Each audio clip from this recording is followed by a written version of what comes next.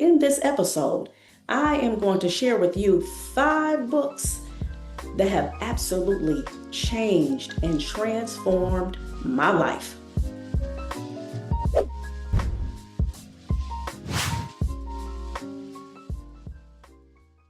Hello, everyone, and welcome to another episode of the Reading is Freedom podcast.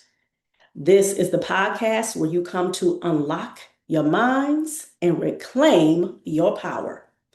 For those of you who understand the power of reading and what it does for your life and how it is connected to everything that is good and positive, it is empowering, it is enriching. Reading is where we get our information from. Reading is where we learn about that new skill, where we are able to problem solve and be critical thinkers, where we're able to have great conversations that are well-meaning, where we're able to thrive, where we're able to build. These are just a few of the things that I'm mentioning of what reading literacy does for our community. And this is the way we must continue to combat illiteracy in our community. We must counteract it with showing the benefits, the beauty of reading. So, with that being said, in this episode, I am going to share with you 5 books that have absolutely changed and transformed my life. The first one, The Autobiography of Malcolm X. Oh, yeah. This book right here, number 1 on the list, I know for a lot of Black folks out there, y'all emphatically agree that the Autobiography of Malcolm X, for me, how it has transformed and changed my life, this book taught me of the value of family and how our family is where that's the first investment that we make. Malcolm X was taught by his mother and father to love himself. His father, both mother and father, were Garveyites, meaning they followed the teachings of Marcus Garvey. His mother, she was no joke. She was about education. She made sure that all of her children knew how to read. She would read to them. She even taught them how to garden. His father was a spectacular orator. So he went around speaking, and he would speak about Black people galvanizing, coming together, building and pooling together their resources so they can build and thrive without the interruptions and disruptions of the racist system. This was the grounding that Malcolm X, El Haj Malik El Shabazz, may Allah be pleased with him. Was his grounding that he received. And this is something that I learned after reading his autobiography. Now, I'm going to tell you, I wound up reading it twice. Or did I read it 3 times? I know for sure I read it twice. And of course, as we know, when you read a book, the rereading is where you really get to have more of a clarity and understanding. And of course, it depends on what stage you are in your life, because the first time I believe I read this book, I believe I was either in high school or first year of college. I can't remember, but I know I was younger before I had my children. And then I read it again after I had most of my children. And so, of course, I had a whole different perspective after I, was married and had children. And so that, especially that concept of the education piece and understanding that investment that his parents gave him, that right there is something that I really valued and appreciated even more so. So that was one of the things. Another thing that where he helped me in reading this book, where it helped to change my life, is to love myself even more, to understand that the history, the greatness, the shoulders that I stand on, that right there is something to always honor, respect, and be proud of. And of course, as we know, after he wound up getting into the nation and following the teachings of Elijah Muhammad, that's where he, had that more of a clearer understanding of, the Black man and the Black woman and how we need to come together. And these are the ways that we can get rid of the ills of society, and our people don't have to be on them drugs and, going around sleeping with this one and that one and thinking that we have to send our babies to the white man to be educated, all of these different things. Those messages that I received from this book, that helped me in being more empowered when it came to raising my children. This was one of the things I think about, even when I was married and then even after the divorce, I understood the power of homeschooling. And that was something that I had started to do, and just understanding that, again, that whole education piece and understanding the value of educating our own, that is something that I took upon that mindset, and that was very transformational. And even though my children, yes, I would homeschool them, and then, they would go to traditional school. And even when they did go to traditional school, I had that agency, I had the language, I had the courage to be able to say, well, if a teacher talks about this, you bring up that. The teacher's trying to talk to you about George Washington and the greatness of George Washington. You come back and you can say, well, did George Washington own Black people? Wasn't he an enslaver? Like, these are the conversations I would have with my kids. Okay. Or I think about when I would homeschool my children and I would give them quotes by Black people to write. So they were getting quotes by, and these are some people I didn't even know. I didn't learn about till I got grown. What's his name? Amilcar Cabral, um, Kwame Nkrumah, Ella Baker. Um, Names are escaping me right now. Jean-Jacques Dessalines. They were learning about these different people through me homeschooling them. And so again, I just, always just think about how this book here, the Autobiography of Malcolm X, helped to shape my thinking in that way. And the last point I want to make, and how his book has helped me on a personal level, is understanding that people change. Understanding that we cannot try to pigeonhole people and think that, oh, okay, well, this person, they're doing X, Y, and Z. That's not good. They're in a bad position. Oh my goodness, man. I don't no telling what's going to happen to them. But he showed us in this book all the different transformations he went through. Like I started off, yes, he had that grounding of his family, but then, as we know, for those of us who read the autobiography or at least saw the movie X, which Spike Lee did an excellent job of pretty much putting the autobiography of Malcolm X on film, where he showed that, yes, he started off as a boy, grew up in a loving family, but then it got disrupted when those racists killed his father. And then they lied and said that he committed suicide. Then his mother could not get the insurance policy because the one of the stipulations is that you can't commit suicide. So she couldn't get the payment because they had that mindset then. They knew at least to put some money away for insurance, but then they played her and they couldn't get that. So that disrupted the family. Then he had to go to foster home, then move with his sister. All of these things he went through that took him to the streets. Detroit Red, they called him Satan when he was in jail. Then he got enlightened through Elijah Muhammad. Then after that, broke away from the nation and he joined and became an Orthodox Sunni Muslim, which I am myself as well. So, but what I love about the book, and even as we know, a lot of people love to talk about how, yes, he realized after he became an Orthodox Muslim, and when he saw Muslims of all different shades coming from different cultures around the globe, he was like, oh, okay, wait a minute. So he had to rethink saying, the white man is the devil, even though all the devilish things that was happening to the Black community, and still to this day, comes from folks from that community. However, we know it's systemic, right? We know it's a systemic issue. So, with that being said, the possibility of hope and change, those were things that helped in transforming and changing my life for the better. So, that's the first one. All right. The second one, oh, yeah. Those of you who been following me. Y'all know my girl. Y'all know my girl was on this list. Post-traumatic slave syndrome, America's legacy of enduring injury and healing. Dr. Joy DeGruy. Okay. This book right here, absolutely, absolutely transformed and changed my life for the better. Okay.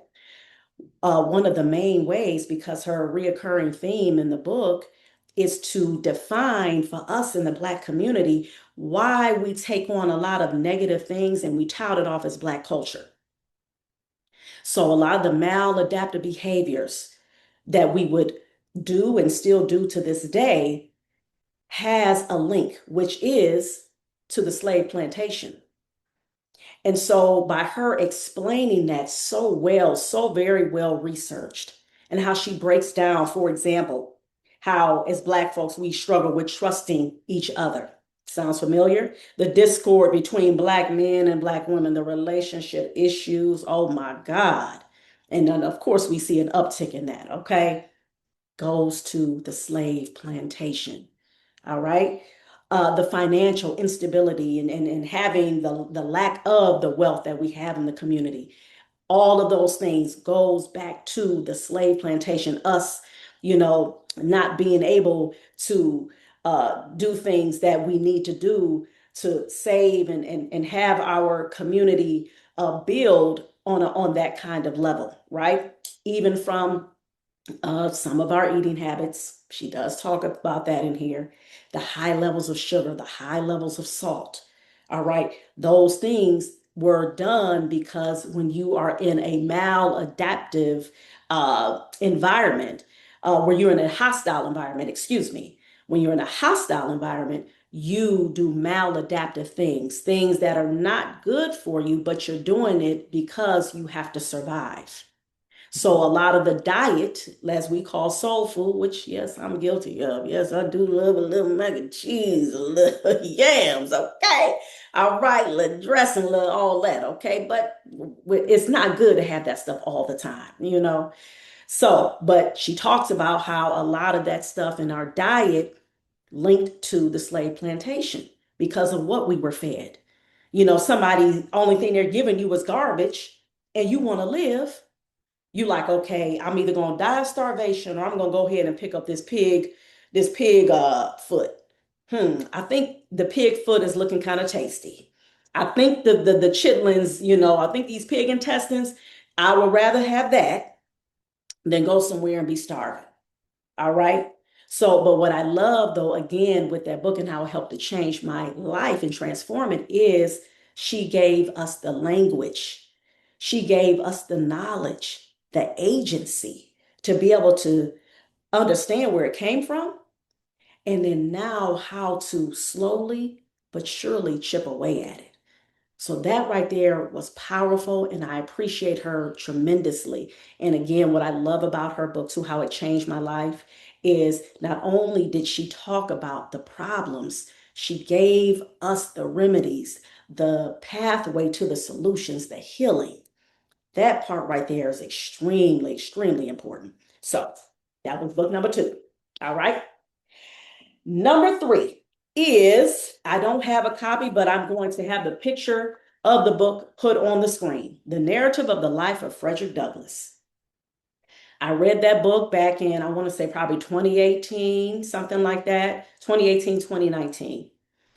And how that book has helped to change my life is because Frederick Douglass, one of his famous quotes that he was known for saying is, once you learn to read, you will be forever free.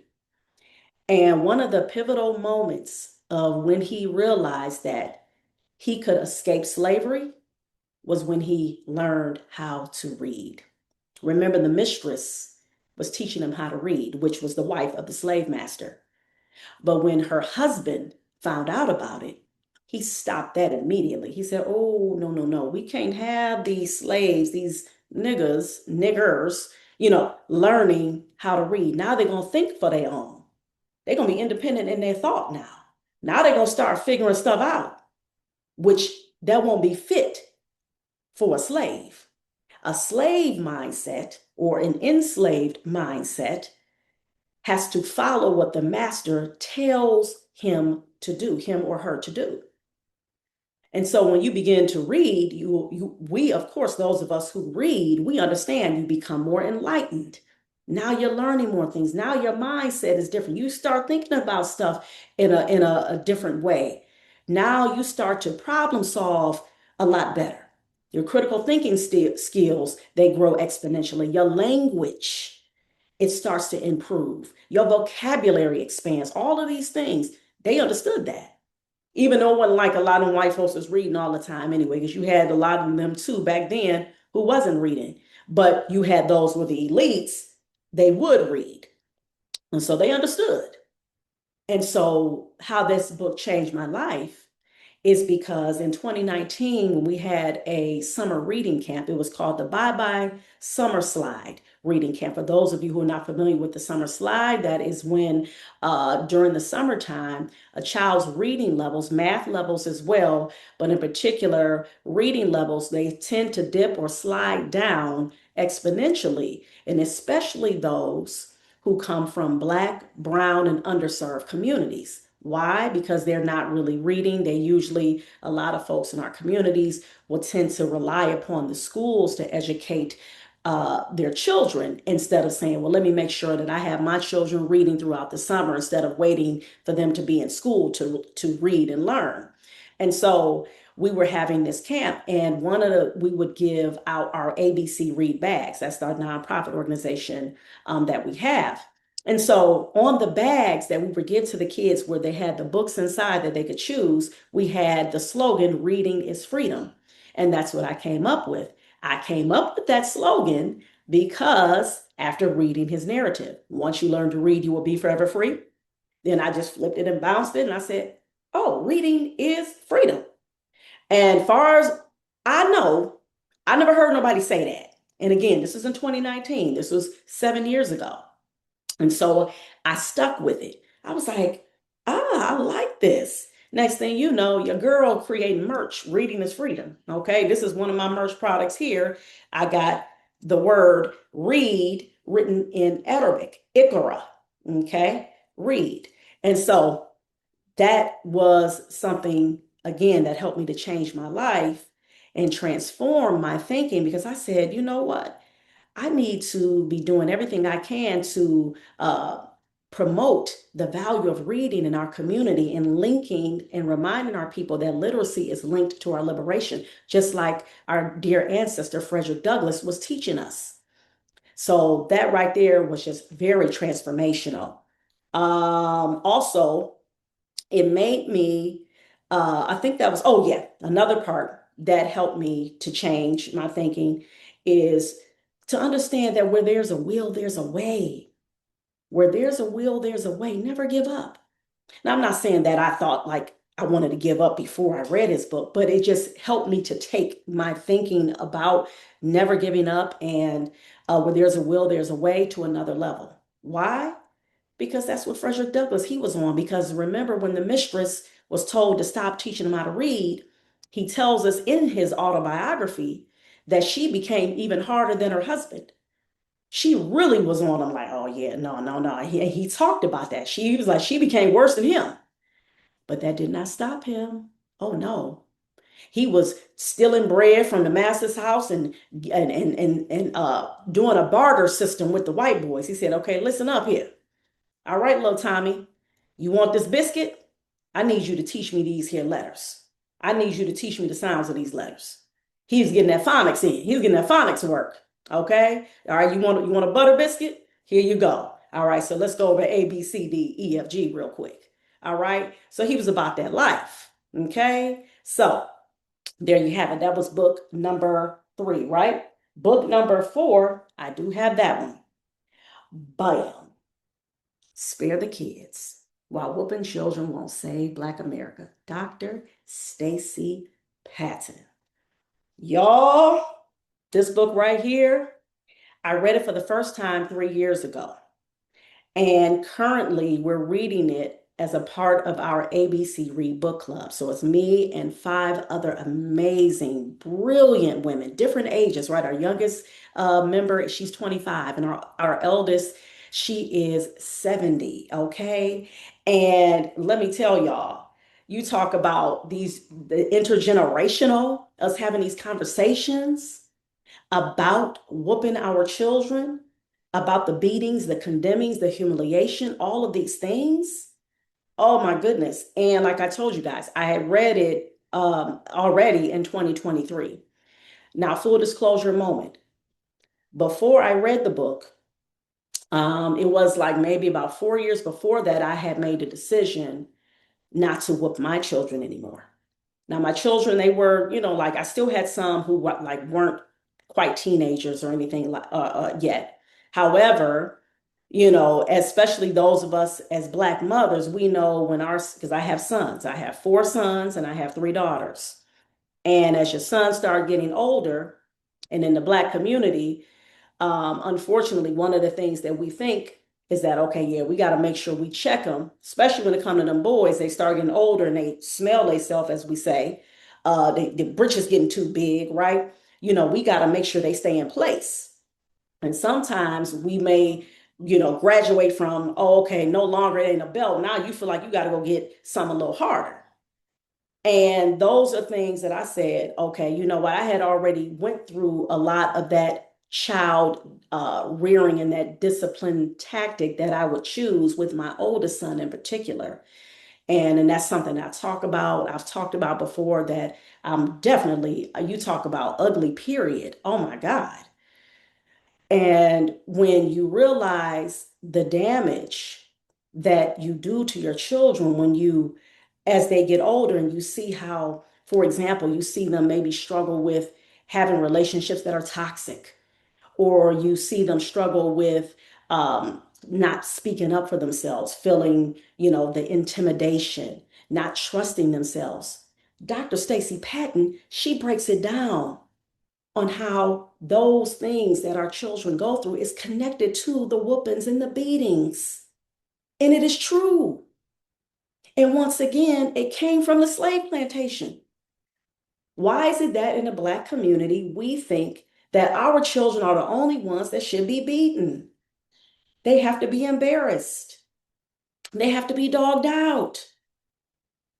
I mean, the stories that we have told ourselves or that we have heard, folks like, yeah, you know what I'm saying? I remember my mama, she was waiting for me. Soon as I came out that bathtub, oh man, she was there with that belt or extension cord and would tear me up.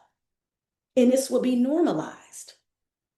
And that's when, again, like I said, before reading that book, I had stopped. I decided, I said, no, I said this, I can no longer do this. And at that time, again, being enlightened by reading Post-Traumatic Slave Syndrome and just becoming a more conscious and aware parent, I'm like, that stuff gots to go. That's for the garbage.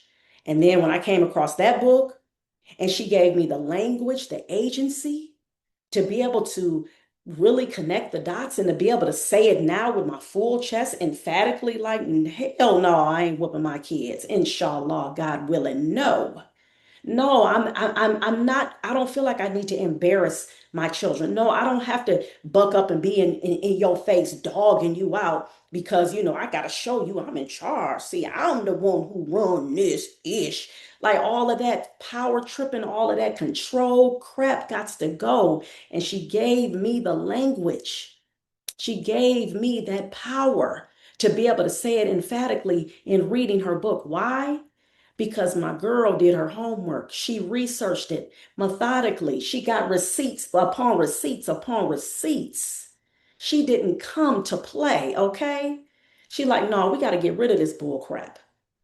It ain't doing us no kind of favors because last we checked, we still, when it comes to stuff, anything positive, we still at the bottom. So obviously the whoopings ain't working. We can't look at, you got these small few Black folks here, they're doing this and that and are, successful, whatever, financially or, got great wealth and, and families and all of that. No, we're talking about collectively as a community, but we still beating our kids. And so again, like I said, that book right there, transformational, okay? Very empowering. And my last book right here that made that list, y'all, Rest is resistance. Free yourself from grind culture and reclaim your life. Look at that peaceful picture right there. Look at Tricia Hersey, founder of the NAP Ministry, okay, wrote this book with us in mind. I hope I can hurry up and find the page real quick that I had to underline so that because I wanted to read it real quick. Yes, here it is right here. This book right here, y'all, just real recap what this book is. This book right here is teaching us in the Black community, especially Black women, that it is okay to rest. It is okay to be in a space and say, you know what? I'm going to sit down. I need my body, I need my mind, I need my spirit to relax and rest. I'm not about to go into a space and, oh, okay, I'm gonna do all this. I'm gonna do all, I gotta prove my worth through all of these things. I gotta get up and do this. Cause see, I gotta look like I'm doing something. I gotta look like I'm valuable, right? Because if I come in here and say, of course, if you have responsibility to do something and you're called to it, yes, you do, you take care of your business. But in the Black community, for Black women in particular, we have this tendency, and she goes there again, talking about what it's related to, slave plantation, okay, where we feel like every time we come on the scene, we got to be the one busy and doing something. We got to chase our, we got to do this, we got to do that. We can't never sit down. I'll never forget. I remember I was helping out, volunteering. This is when my son, he was on a track team and they had a track meet. And so some of the parents, they were volunteering at the concession stand. All right. So I'm one of them parents, and so, and I know myself, I'm not just gonna go and just not do nothing. I'm gonna go and get busy because that's how I was taught and raised, right? I'm taught by Black women, my mother, and then, my Black stepmother, my Black grandmother, my Black aunts, all the Black women in my family, Black older cousins. That's what you see. You see Black women, we doing, right? Now, I was doing a lot and I wanted to sit down. And I was like, I don't think it wasn't really that many chairs or anything back there. And I know one of the older Black women, she was like, basically like, yeah, I usually don't sit down. And I'm just like, well, I need to sit down. And so, and I felt a little guilty. I felt guilty for sitting because I'm like, wait a minute, she older than me. And she don't sit down. And I'm like, I need to sit down. And this is what she talks about in this book. And that helped to change my life and understanding and empower me that I don't have to prove nothing to no damn body. I know who I am. I know I'm not lazy. I know I'm not somebody who I just come around and I just don't do nothing. And yes, there may be certain things that some women may do this is their strength. I was going to say that they're better than me because that was not the correct word. That their strength may be in organizing, right? Their strength is cleaning because you have some women, man, they get the nooks and crannies. That's what they do. But you may have some women, they may be better at, okay, you know what? I'll organize the activities. Or, my strength is I'll get the kids going and I'm going to read a book to the kids and get them all, together quiet and they're going to be engaged in the story. That's my strength. I can make the story come to life. So while everybody is doing this over here, I'll take the kids over here. We could do that. And that's the key. And that's what I love with this book right here. She is getting us to reclaim who we are because, see, the moment that you know who you are and you can reclaim your power, you don't have to have somebody have you dangling around like they got like you a puppet. So when I come in, I got to make sure I got to make sure I got this organized. I got to make sure I'm doing something. Let me go over here and wash these dishes. Okay, let me go over here and wipe off this counter. All right, let me go over here and tell them. And that's what you see a lot of Black sisters doing. And we got to stop that. It's okay too, even if you are whatever it is, your strength and what it is that you are doing in that space. It's okay for you to say, I'm about to go sit down. I'm about to go take me a nap. Please don't interrupt me. I got my timer set and don't feel guilty about it. I was going to read this snippet, what she said in here. We proudly proclaim showing up to work or an event despite an injury, sickness, or mental break.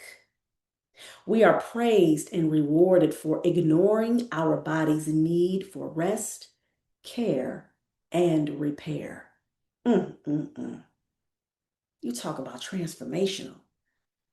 You talk about a mindset shift. Come on now. That's a mindset shift right there. And especially when she said the mental part. How many times have we seen folks knowing they're going through something and they just feel like they still got to show up anyway? Or you limping because you know you got to take care of your knee problem. I think I might be giving myself therapy real quick. But yeah. Anyway, yes, so you limping because see your knee been bothering you. You know, you got that sciatica bothering you, whatever, you know, you got, and you still showing up, knowing you need to go rest, or you may need to go to the doctor to get it checked out so you can get it together. Because when we don't, you already know what's going to happen. It gets worse. And then if we don't just have our bodies sit down and rest on its own, that's when our bodies body slam us. Next thing you know, we somewhere, we walking down the street and we just pass out. These are the types of things that happen to our people, and in particular, Black women.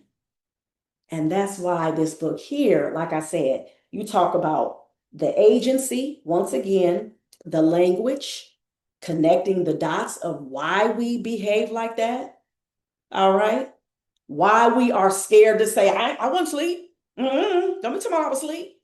Just lying. Yes, you was asleep. Well, getting mad. I've seen little internet, you know, you got them internet comedians and they do their little skits. And that's one of the skits that I've seen before. You got the Black person, they sitting there and clear as day sleep.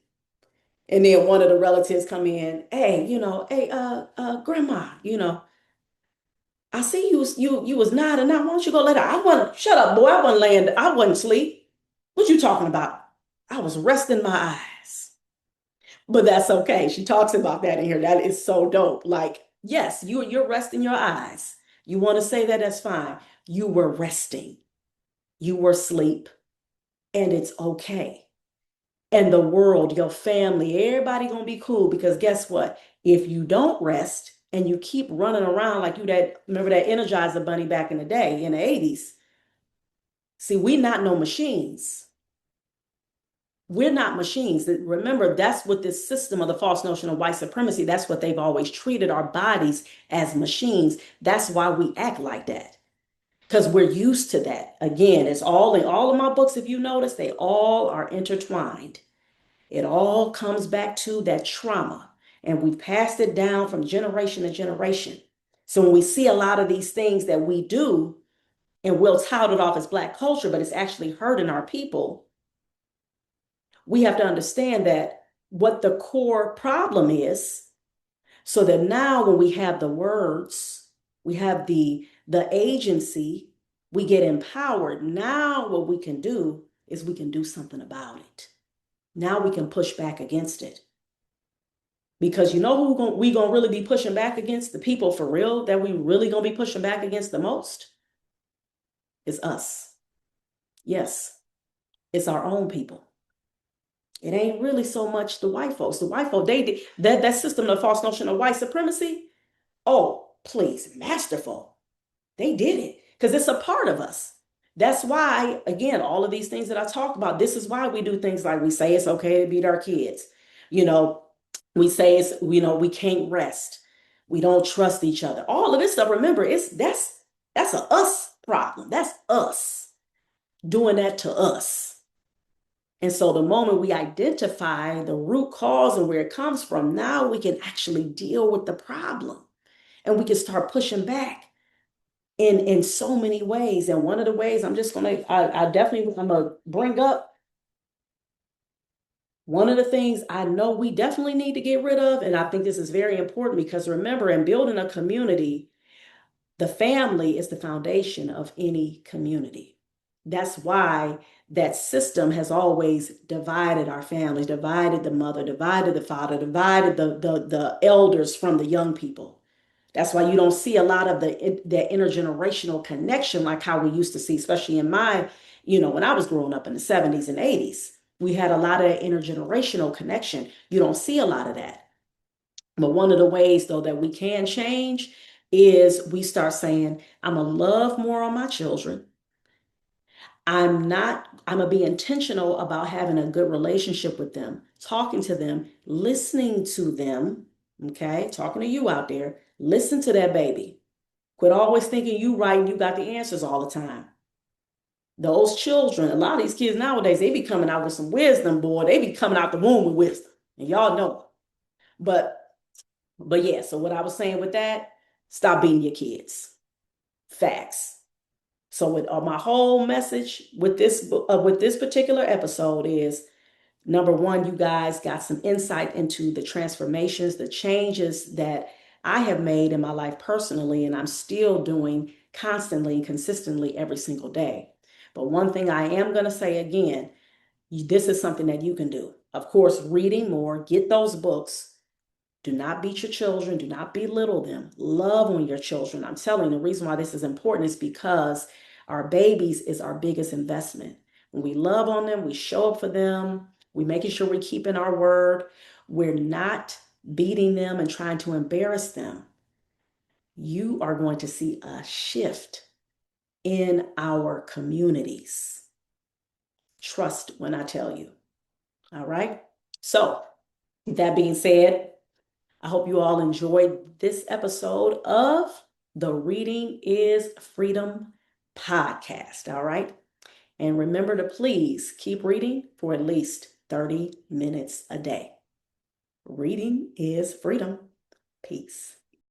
All right, everybody. So again, I hope that you guys enjoyed and learned a lot, benefited from this episode of the Reading is Freedom podcast. So just a little housekeeping, just want to let you guys know that I am a pre-K through 4th grade reading tutor, and I'm an Orton Gillingham certified dyslexia tutor for K through 12th grade. So if your child is already diagnosed with dyslexia, or if your child doesn't have dyslexia and you need to get them the foundational skills so that they can become strong readers, please make sure that you go to my website, abclearntutoring.com. Also, I'm the founder and executive director of ABC Read, as you see right there on my wall. ABC Read is our nonprofit organization in which we are developing and nurturing a culture of literacy in Black and underserved communities. I want you guys to make sure you subscribe to my YouTube channel because every Sunday I go live with a read aloud and a Kahoot game. All right, yes, and this is for the community, y'all. So I show up every Sunday. I've been doing this for close to a year now. I did it even before, but now I have the added component, the Kahoot game, because not only should our children be reading, and we should be reading more, we have to understand what we're reading as well. All right, so make sure you subscribe so that you can be a part of our Read Aloud Sundays. And again, like I told you guys, I sell the merch. I have the ICRA shirt. I have Reading is Freedom merch. Please go to readingisfreedommovement.com to grab your merch. I'm also a co-author. This is the book right here that I have co-authored with 9 amazing women. The book is called Her, Healed, Empowered, Resilient. Please go on Amazon to grab your copy. My chapter is Escaping the Fear Trap House, all right? So a lot of things that I talked about in this particular episode, I talk about in my chapter, all right?